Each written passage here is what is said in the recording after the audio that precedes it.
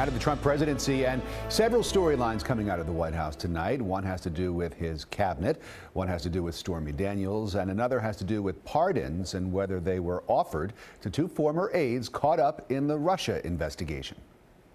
The New York Times reports that President Trump's former lawyer John Dowd approached the lawyers for former National Security Advisor Michael Flynn and former Trump campaign chair Paul Manafort last year, reportedly telling them the president might issue pardons for both of them.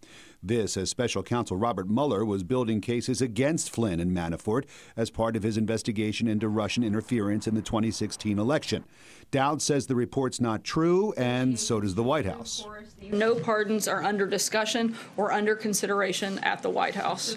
Meantime, Stormy Daniels' legal team wants to get the president under oath. The adult film actress's lawyer asking a federal judge to allow him to question President Trump and his attorney Michael Cohen under oath for 2 hours each.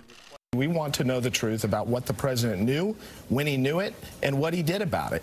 Daniels is fighting to be let out of a non-disclosure agreement she says is preventing her from talking about an alleged 2006 affair with Trump, a relationship the White House denies.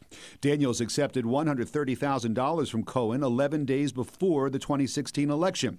Former President Bill Clinton's dishonest answers in his 1997 deposition in the Paula Jones case was used as the basis for his impeachment.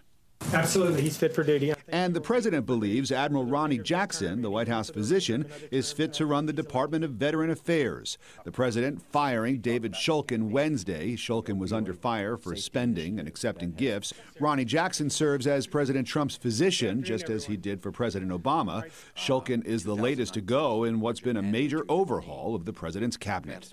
And Shulkin joins Rex Tillerson, Reince Priebus, and H.R. McMaster as high-ranking government officials to have their professional fates announced on the president's personal